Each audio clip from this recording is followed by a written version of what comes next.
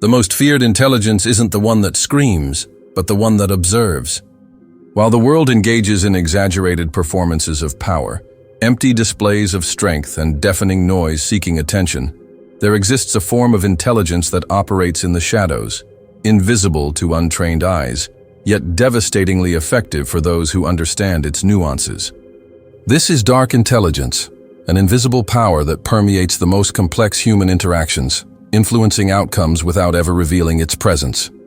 This isn't about malicious manipulation or petty psychological games, but about a profound understanding of human nature and the mechanisms that govern social, professional, and personal relationships.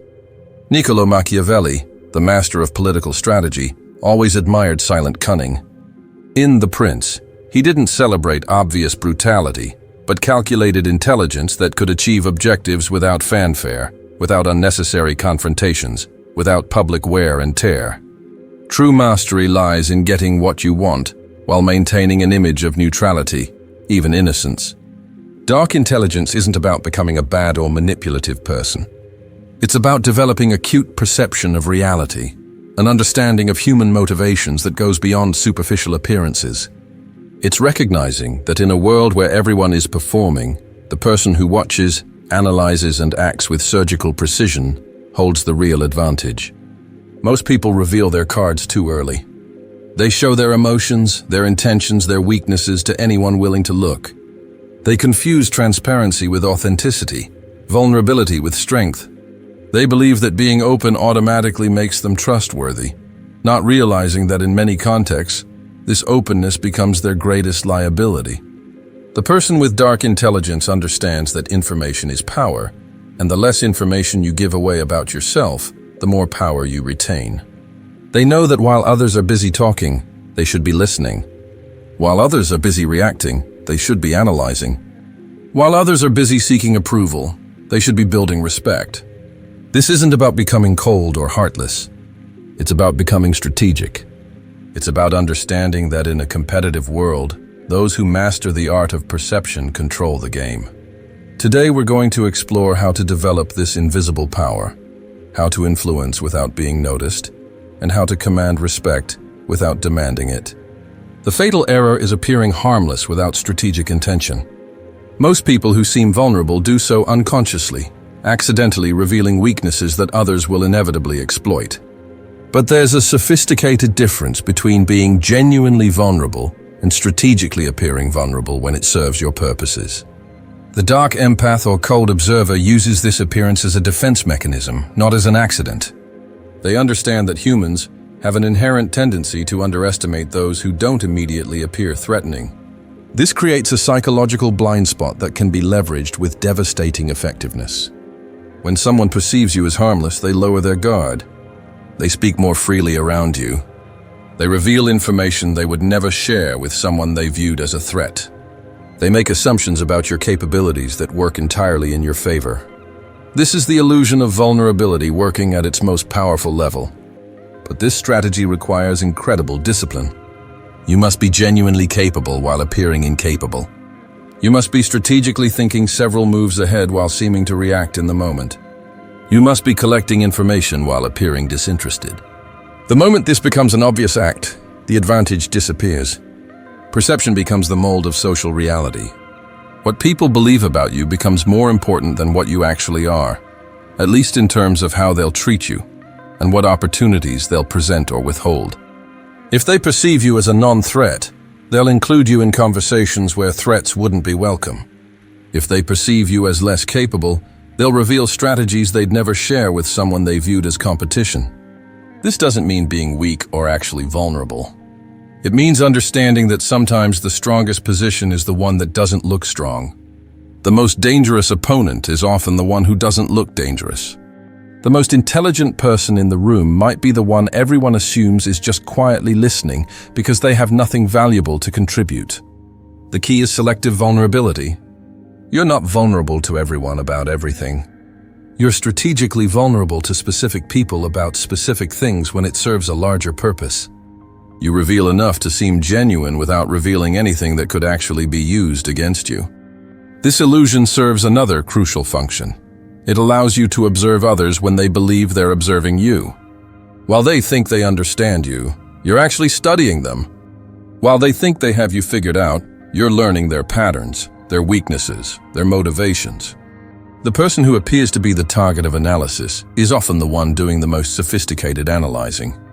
Creating an enigmatic reputation of strength and unpredictability becomes your psychological armor in a world that constantly tries to categorize, predict, and control you. Most people are open books. Their reactions are predictable, their motivations transparent, their next moves easily anticipated. This predictability makes them easy to manipulate, easy to outmaneuver, and easy to dismiss. What you don't show is as important as what you reveal. Every interaction is an opportunity to either give away power or accumulate it. Most people give away power unconsciously by revealing too much, by reacting too quickly, by showing their emotional state too clearly. They think honesty and transparency are always virtues, not realizing that strategic information management is often more effective.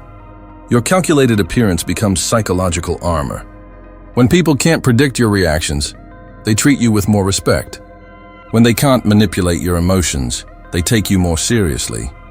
When they can't figure out your angle, they assume it must be more sophisticated than it actually is. This doesn't mean being fake or putting on an act. It means being selective about what aspects of yourself you reveal in different contexts. You might be warm and open with close family while maintaining professional distance at work. You might show vulnerability to someone you trust while maintaining strength in competitive environments. The goal is to control the narrative others have about you. If you leave this narrative to chance, others will create their own version based on limited information, assumptions, and their own biases. By strategically managing what information is available, you can influence the story they tell themselves about who you are and what you're capable of. Enigmatic doesn't mean mysterious for the sake of being mysterious. It means revealing enough to be interesting while maintaining enough privacy to stay unpredictable. It means being consistent in your values while being flexible in your methods. It means being reliable enough to build trust while being unpredictable enough to maintain respect. This reputation for strength doesn't come from bragging or demonstrating power, obviously. It comes from quiet confidence, from delivering results without fanfare, from handling pressure without visible stress. People start to assume that if you're this calm in difficult situations, you must know something they don't. If you're this confident without being arrogant, you must have reason to be. The unpredictability factor is crucial. When people can't predict your reactions, they approach you more carefully. They think through their words more carefully. They consider consequences they might ignore with someone more predictable. This gives you significant leverage in any interaction. The art of speaking little and listening much represents perhaps the most undervalued skill in our communication-obsessed culture. While everyone else competes for airtime, fighting to be heard above the noise, the person with dark intelligence understands that silence is a form of power, and mystery is a strategic advantage. Most people are uncomfortable with silence. They fill every pause with words, every quiet moment with noise. This compulsion to fill silence reveals more about them than any interrogation ever could. Their discomfort with quiet makes them volunteer information, share opinions, reveal weaknesses, all in service of avoiding the anxiety that silence creates. When you're comfortable with silence, you create space for others to reveal themselves. You ask a question and then wait, really wait, for the complete answer. You don't rush to fill pauses. You don't interrupt. You don't offer your own thoughts immediately. You create psychological space that others will inevitably fill with information you can use. Being unpredictable becomes a significant strategic advantage because predictable people are manageable people. When someone knows how you'll react, they can plan around you, manipulate you, or simply dismiss you. When they can't predict your response, they have to take you seriously every time they interact with you. Unpredictability doesn't mean being erratic or inconsistent in your values. It means being flexible in your methods and responses. It means not always choosing the obvious reaction. It means sometimes responding with curiosity when anger is expected, sometimes responding with calm when excitement is anticipated, sometimes responding with questions when answers are demanded. When people can't read you, they can't anticipate your moves. This forces them to deal with you as you actually are in each moment. rather than as they assume you are based on past patterns. This keeps you in control of interactions because they can't script their approach to you in advance. The strategic value of mystery goes beyond just being unpredictable. Mystery makes people invest more attention in you. They become curious. They start paying closer attention to what you say and do. They begin reading meaning into your silences, your expressions, your choices. This heightened attention gives you more influence over their thoughts and decisions. But mystery requires substance. You can't just be quiet and expect people to assume you're profound. The silence has to be backed by genuine observation, real understanding, actual insight. When you do speak, it needs to demonstrate that the listening was worthwhile, that the silence was productive. The most powerful mystery is the one that suggests depth without revealing its contents. People assume that someone who speaks carefully must think carefully. Someone who listens attentively must understand deeply. Someone who responds thoughtfully must have insights worth considering. This approach also protects you from being misunderstood or misquoted. The less you say, the less can be taken out of context. The more carefully you choose your words, the less likely you are to say something you'll regret. The more time you spend listening, the better you understand the landscape before you make your move. Using emotions as data rather than as guides represents perhaps the most significant shift in how high-functioning individuals navigate complex situations. Most people are slaves to their emotional responses, allowing feelings to dictate actions, reactions to determine strategies, and impulses to override long-term thinking. The person with dark intelligence understands that emotions contain valuable information about situations, relationships, and threats. But they don't let this information control their behavior. They feel anger, but they don't act from anger. They experience fear, but they don't make decisions from fear. They notice attraction, disappointment, frustration, and excitement, but they use these feelings as diagnostic tools rather than action triggers. Transforming anger into analysis is a crucial skill. When someone does something that triggers anger, instead of reacting immediately, the strategic thinker asks, "What does this anger tell me about the situation? What boundary was crossed? What expectation was violated? What does this person's behavior reveal about their character, their motivations, their current situation?" This analytical approach to anger often reveals that the emotion is providing crucial information about power dynamics, respect levels, or potential threats that need to be addressed strategically rather than emotionally. The anger becomes a warning system rather than an action trigger. Fear, when transformed into prediction, becomes incredibly valuable.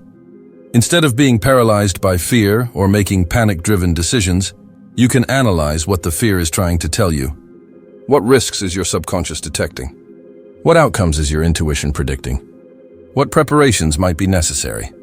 This approach to fear often reveals important information about timing, positioning, or resource allocation that wouldn't be obvious through logical analysis alone. Fear becomes a strategic early warning system rather than a limitation.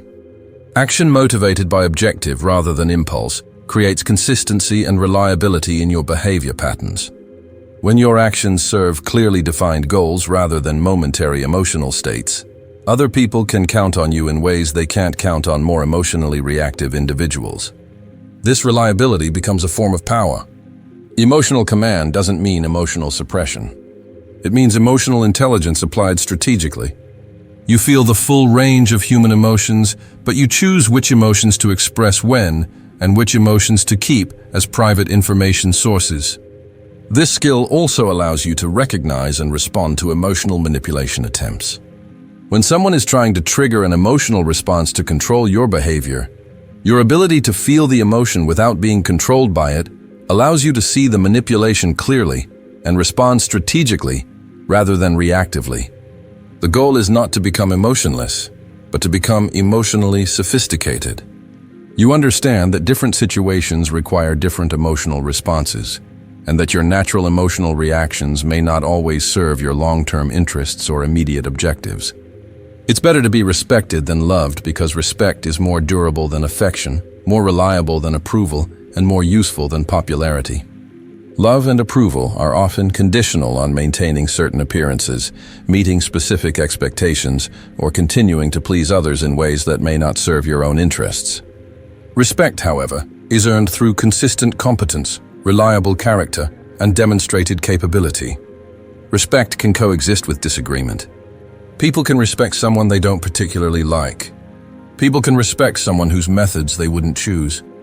People can respect someone who makes decisions they wouldn't make.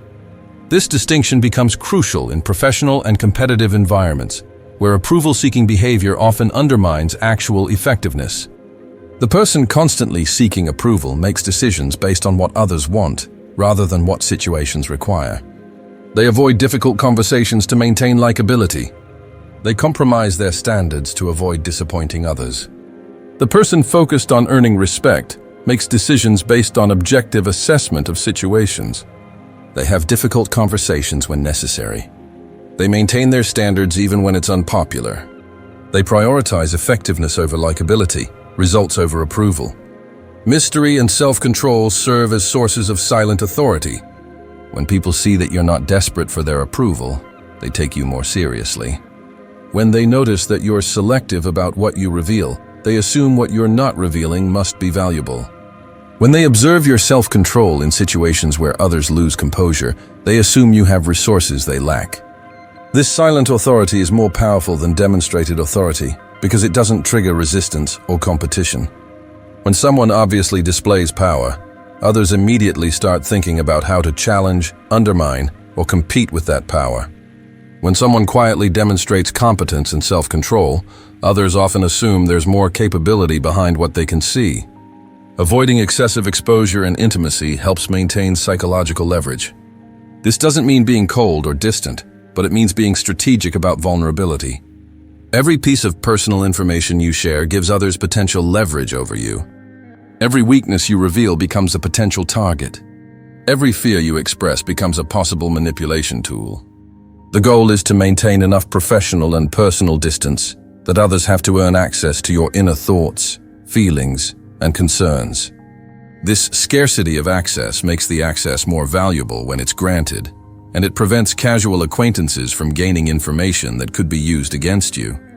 This principle applies especially in competitive environments where today's colleague could become tomorrow's competitor, where today's friend could become tomorrow's rival, where today's confidant could become tomorrow's adversary. The respect you build through competence, consistency, and self-control creates a foundation for long-term influence that doesn't depend on others' moods, preferences, or current opinion of you. It's a more stable base for building relationships and achieving objectives. Understanding that loyalty is interest, not purity, represents one of the most mature realizations about human relationships. Most people prefer to believe that loyalty is a pure emotional state, a noble commitment that transcends practical considerations. This naive view makes them vulnerable to betrayal and blinds them to the reality of how relationships actually function. The sophisticated understanding recognizes that loyalty exists because it serves mutual interests. People are loyal when being loyal benefits them, when it aligns with their values, when it serves their goals, when it protects their interests. When these conditions change, loyalty often changes as well. This doesn't make loyalty meaningless or purely transactional. It makes it realistic.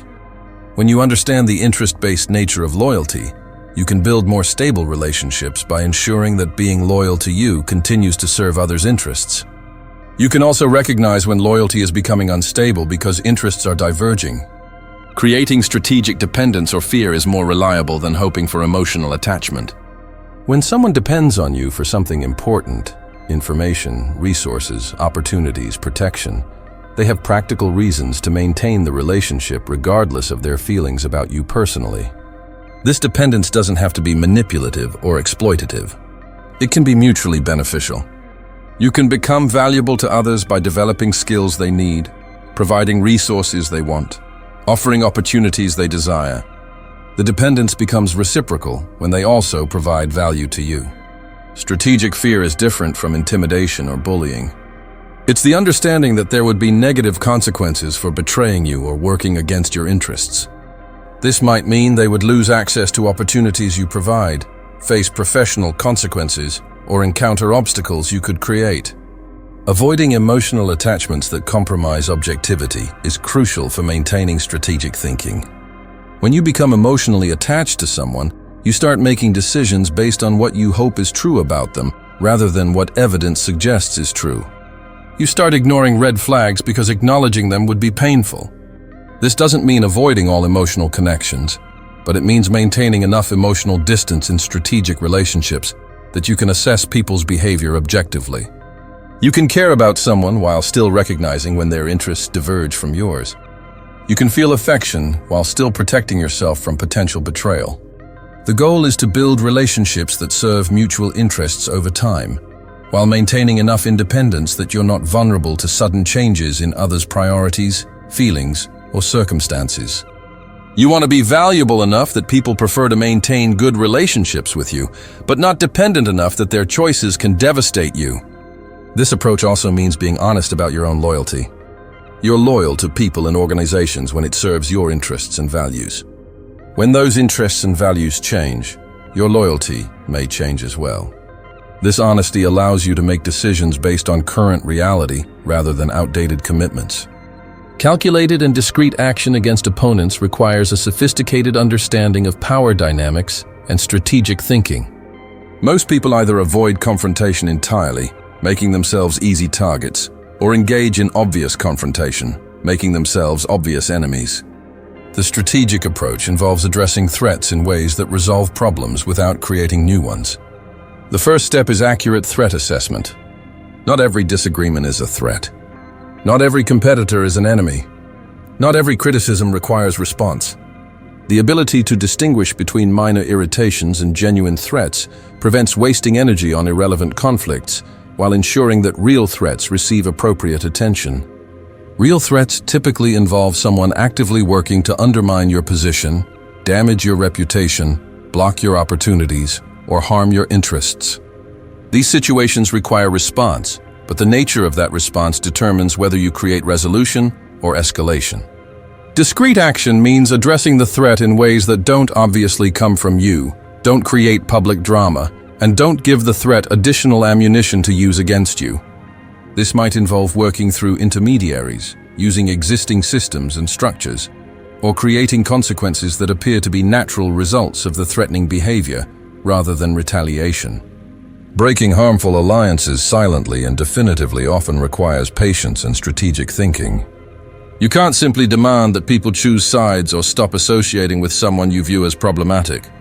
Instead, you make the association less attractive or more costly by changing incentives, providing better alternatives, or allowing natural consequences to create distance. This might involve providing better opportunities to people who are currently aligned with your opposition, demonstrating the costs of maintaining problematic relationships, or simply being more valuable to others than your opposition is. The goal is to make the strategic choice obvious without making it feel forced. Eliminating ambiguity helps preserve dominance by ensuring that everyone understands the situation clearly. Ambiguous situations allow threats to continue operating because they can claim misunderstanding, deny intent, or play different sides against each other. Clear communication of boundaries, expectations, and consequences removes the ambiguity that threats often exploit. This doesn't mean being aggressive or ultimative, but it means being clear about what behavior you will and won't accept, what consequences will follow from different choices, and what outcomes you're working toward. The most effective threat neutralization often involves making the threatening behavior unprofitable or unsustainable rather than punishing it directly. When someone realizes that working against you costs them more than working with you benefits them, the threatening behavior typically stops naturally. This approach requires thinking several moves ahead. You need to consider not just how to stop the immediate threat, but how to prevent similar threats from emerging, how to strengthen your position against future challenges, and how to do all of this without creating enemies unnecessarily. Influencing without appearing as the source represents the highest form of strategic power because it allows you to shape outcomes while avoiding the resistance, resentment, and retaliation that often accompanies obvious displays of influence. When people don't realize you're influencing them, they can't develop defenses against your influence. Most people want credit for their influence, recognition for their power, acknowledgement of their contributions. This desire for credit makes their influence obvious and therefore resistible. The person with dark intelligence understands that invisible influence is more powerful than recognized influence because it's harder to counteract. Controlling narratives and decisions without being at the center requires understanding how information flows through organizations and social groups. Instead of trying to convince people directly, you provide information that allows them to reach conclusions that serve your interests. Instead of making demands, you create conditions where others choose the outcomes you prefer. This might involve strategically sharing information with key influencers, asking questions that lead others toward specific realizations, or creating situations where the choice you prefer appears to be the obvious or natural option. The goal is to make your preferred outcome seem like others' ideas. The appearance of non-involvement becomes a form of invincibility because opponents can't target what they can't see. When problems arise, others look for obvious sources of opposition or competition. When outcomes don't go their way, they blame visible forces. When they can't identify you as a source of resistance or influence, you remain free to continue operating. This invisibility also protects you from the psychological and emotional costs of obvious power struggles. You don't have to defend your position constantly, justify your actions publicly, or engage in exhausting political battles. You can focus your energy on actual results rather than power theater. However, invisible power requires genuine capability. You can't influence outcomes you don't understand, control narratives about subjects you don't comprehend, or shape decisions in areas where you lack expertise. The invisibility only works when it's backed by real knowledge, genuine insight, and actual competence. The most sophisticated application of invisible power involves creating systems and structures that naturally produce outcomes you prefer. Instead of having to intervene constantly, you design environments where the outcomes you want are more likely to occur naturally, where the behaviors you prefer are rewarded automatically, where the results you desire emerge from others' free choices. This systematic approach to influence creates sustainable power because it doesn't depend on your constant attention or ongoing intervention. Once the systems are in place, they continue working even when you're focused elsewhere. Controlling perception is controlling power because reality, for most practical purposes, is what people believe reality to be. The person who controls the story controls the outcome. The person who shapes perception shapes possibilities.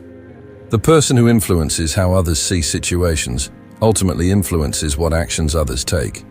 Throughout this exploration of dark intelligence, we've uncovered principles that operate at the highest levels of human achievement and influence.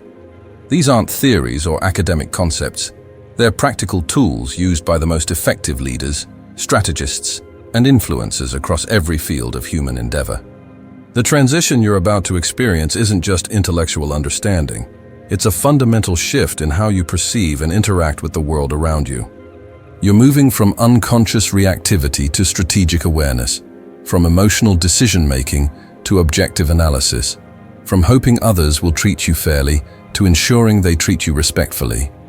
This knowledge changes everything because it reveals the machinery behind social interactions that most people never recognize.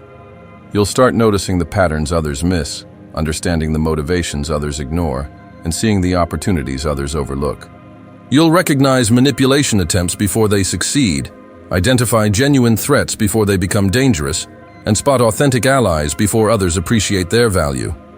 But knowledge without application remains theoretical. Understanding these principles intellectually is only the beginning.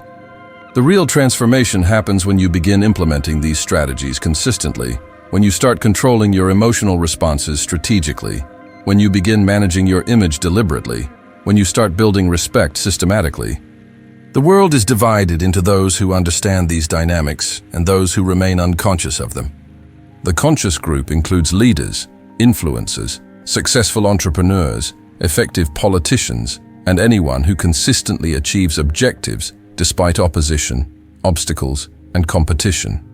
The unconscious group includes everyone wondering why their hard work doesn't translate into results, why their good intentions don't guarantee good outcomes, why their honesty doesn't ensure fair treatment. You now possess the framework to join the conscious group, but frameworks require development. Principles require practice. Understanding requires application. The person you become depends entirely on how seriously you take this information and how consistently you apply these insights. This is not about becoming manipulative or deceptive. This is about becoming effective. This is about understanding reality clearly enough to navigate it successfully. This is about developing the skills necessary to protect your interests, achieve your objectives, and create the outcomes you desire in a world that doesn't automatically reward good intentions or hard work. The choice before you is simple but significant. Continue operating unconsciously, hoping others will recognize your value and treat you fairly, or begin developing the strategic awareness that allows you to shape your own outcomes regardless of others' intentions or preferences. Your journey into dark intelligence has begun. The question isn't whether these principles work. They work for everyone who applies them consistently.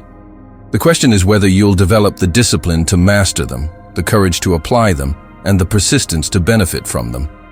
The most successful people you admire already understand these dynamics, whether they learn them consciously or develop them intuitively. They control their image strategically, manage their emotions analytically, build respect systematically, and influence outcomes invisibly. Now you understand why they seem to operate by different rules, why opportunities seem to flow toward them naturally, why people treat them with automatic respect, why their decisions seem to carry more weight, why their presence commands attention even when they're not trying to be noticed. The difference between where you are and where they are isn't talent, luck, or circumstances. It's strategic awareness applied consistently over time. It's understanding human nature deeply enough to work with it rather than against it. It's recognizing that perception shapes reality and taking responsibility for controlling the perceptions others have of you. This knowledge represents the beginning of your transformation from someone who hopes for good outcomes to someone who creates them, from someone who reacts to circumstances to someone who shapes them, from someone who seeks approval to someone who commands respect. The path forward requires commitment to continuous learning, consistent application, and strategic thinking. But for those willing to develop these capabilities, the rewards extend far beyond any single goal or objective. You develop a sustainable advantage that compounds over time, creating increasing returns on every investment of effort and attention. Your new phase begins with your next interaction, your next decision, your next choice about how to respond to challenge or opportunity. Every conversation becomes practice in strategic communication. Every conflict becomes training in emotional command. Every relationship becomes an opportunity to build respect and demonstrate competence.